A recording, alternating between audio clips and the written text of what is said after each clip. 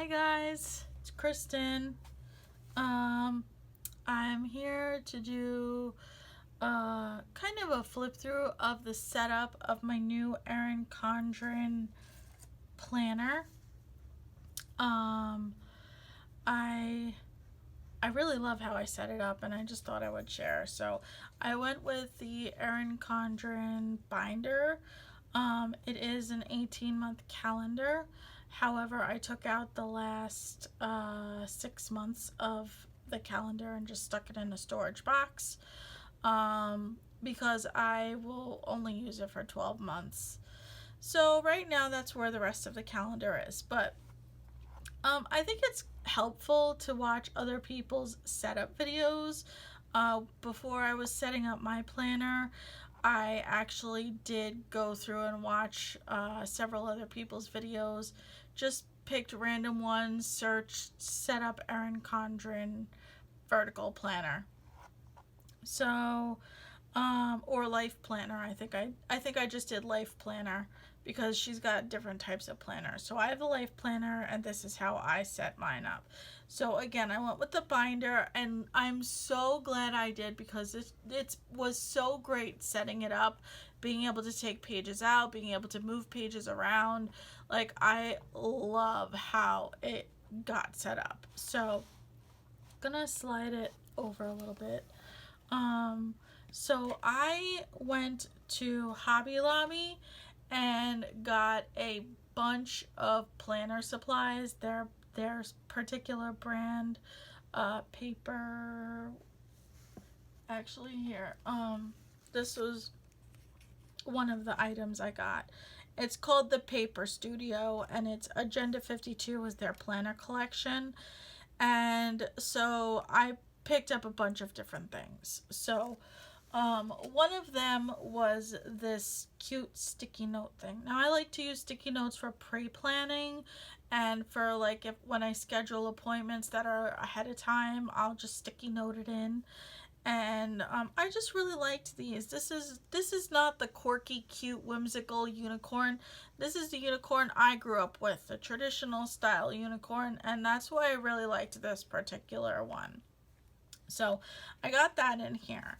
I used repurposed my cover from last year's planner because, I mean, look at it. It's gorgeous. I love it, and I wanted to still enjoy it. So I just took it off and stuck it in my planner. And last year, when I got my planner, I put my own pen holder in, and I also put this sticky notepad in with a little holder because the pages flop around, and that annoyed me. So anyway, I did this last year. I didn't really use a sticky pad as much as I thought I would, but that's okay. I still can use it. Like, this is kind of handy for grocery lists or little to-dos or whatever. So I got the Flower Power, which, as you can tell from last year, I mean, flowers are kind of my thing. I love flowers. So I went with the Flower Power. This is not a flip through of how the planner is set up. This is how I personally set my planner up. In this pocket, which is typically in the back of the planner, I moved it to the front. I put my stamps in here and my address labels. This way it's right at the front. I don't have to flip to the back when I'm writing out bills. So I've got that there. I had to put a paper clip here because when I flip to turn the page, I noticed that my stuff was falling out of the pocket, and I did actually put a piece of tape here hoping that would work, but it's not. So Erin Condren, if you watch my video, which you probably won't, but if you do, can you make like a pocket that's just straight across instead of having this angle? Because it does really kind of make your stuff fall out, especially if you have this in the front of the book. It's really kind of a hindrance. Okay, anyway, that's just my 2 cents. So I did not, for some reason, get a perpetual calendar. I took this one from last year, which I never actually used, but I'm glad I kept this because when I was transferring my birthdays for my family and friends over, it was actually really helpful to put it in here first. And then what I'll do is each month I'll go through and put it in for the month that I'm currently in. So that's how I'm using the perpetual calendar, which I did not use last year. Last year I put my birthdays in when I set up my planner. So, one of the Agenda 52 sticker books that I had gotten had foil stickers, and since I have a gold theme going on, it actually had gold foil stickers, and so I just put Kristen, and then I put 2020 because that's, the year that this planner starts. So, then, you have your quote pages and all that stuff. So, okay, so this is the year at a glance, which you actually get. I will take these off just so you can see what it looks like. These are just my little reminders that carry over from my last planner. When you get this page before it's set up, it has a year and a half to date, really. Again, I'm only using my planner for a year because I like to buy my planner when it releases. So I had bought these sticker pages like that you can cut and use and trim and everything from Erin Condren, and I'm so glad I did because this is one of the sheets. It's a full sheet and it covers perfectly the rest of the year. And I had made this key with the clear dots that you can buy from Erin Condren. And these are also stickers that are Erin Condren stickers. I don't use just Erin Condren stickers, but I do want to point out when I'm using them. So I just cut this out of scrapbook paper. I was going to punch the holes in it and have it just be a flip, in the center rings. But I decided instead of doing that to just cover the last half of next year and glue this down. I think it's better and it looks pretty and I won't have to flip this annoying thing in the middle of my year to date. So how I use my year to date is I am going to keep track of just these 4 things, and I've got my color coded things. We have animals, so I like to keep track of when their nails get cut, of course when they get their flea treatment. I always keep track of my period, and then my husband has special food that he gets, and so it's just a reminder of when we called, when we got his food. So that's how I'm using this page. I haven't put any dots in because none of this stuff has happened yet. So that's why there's no dots to show. But last year I actually put my birthdays and anniversaries in here with the colored dots, and I did not like that after actually using my calendar. So I took out the birthdays and kept everything else, and this way I can, easily find what I'm looking for. So I don't know what I'm doing with this notes page yet. Let me just stick this back in here.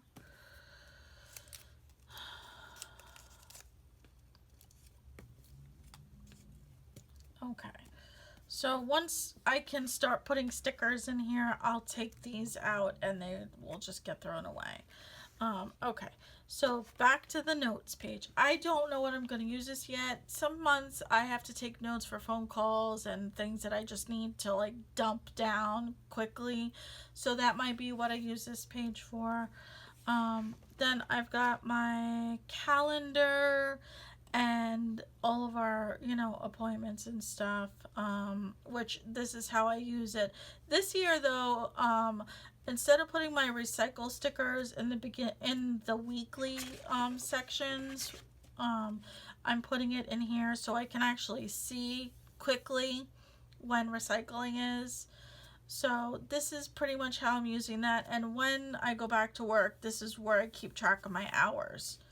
So On the notes page, the monthly notes page, I'm using that to keep track of my dinner ideas for the month.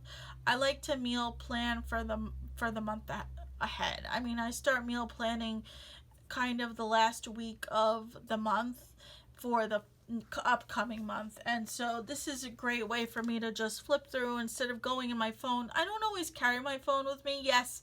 Oh God, I'm one of those people that don't always have my phone with me. But so it's helpful to have this, and then I can check off like what I made, and then if I want to carry over what I didn't make into the next month, I can do that as well. So on this dashboard page, I'm using it basically the way it was set up last year. I am using this section for birthdays. That works out for me. It's fine. I'm using this section for my monthly goals, and last year I used this section for a quote kind of for the month. So we're going through a lot of stuff with my husband's injury, and I feel like perseverance, and this quote, it's perseverance is failing 19 times and succeeding on the 20th. I was getting quotes emailed to me, and this was one that I loved this quote because it really, it's very personal quote to me.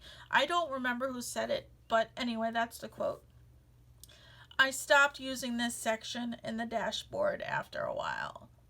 So actually, I got this idea from my friend Dana. I think she's using this section for keeping track of like when she orders online. So like today, for example, today is the 2nd. I ordered an Etsy item, and then I ordered some art supplies because I'm an artist as well.